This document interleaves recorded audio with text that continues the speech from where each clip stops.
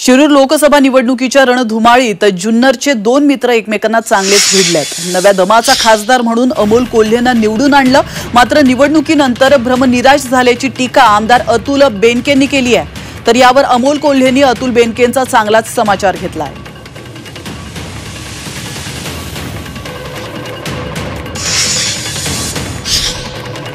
पक्ष म्हणजे असलेल्या निवडणूक लढलो, मागच्या टर्मला एक नवीन दमाचा राष्ट्रवादी काँग्रेस पक्षाचा उमेदवार निवडून आणण्यामध्ये आम्ही यश प्राप्त केलं।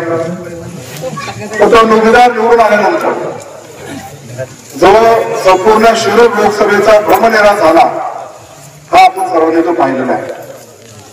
निवडून आल्यानंतर एखाद्या नेतृत्वाने आपल्या लोकांना जसं ज्या पद्धतीने सांभाळलं गेलं पाहिजे ते काही न सांभाळता फक्त वरिष्ठ पातळीवर काय करावी, भाषण करायची आणि सोशल मीडियावरती व्हायरल करायची, याच्या पलीकडे काही। अमृत नोनी आर्थो प्लस ये एक प्रूवन फॉर्मूला है। इसमें मौजूद नोनी फल के गुण और आयुर्वेदिक जड़ी बूटियां शरीर को जरूरी पोषक तत्व देने के साथ साथ हड्डियों और जोड़ों के घिसने, उनमें होने वाले सूजन और दर्द को रोकने में मदद करता है। दर्द मुक्त जीवन के लिए अमृत नोनी आर्थो प्लस। माझ्या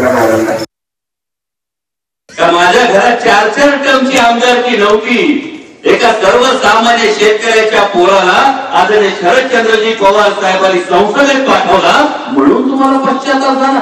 एकदा लोकसभेतून मोकळं बोलल्या, विधानसभेचा शब्द लक्षात घेऊन जवाब मिलेगा, करारा जवाब मिलेगा। त्यामुळं वाक्य बोलताना, शब्द उच्चारताना माझी विनंती आहे, प्रत्येकानं जपून तोलून मापून हे करावं। विषय तुम्ही ज्या ज्या गावात जाऊन जी भाषणं केलेली आहेत त्या गावात तुम्ही एकदाही आलेलं नाही।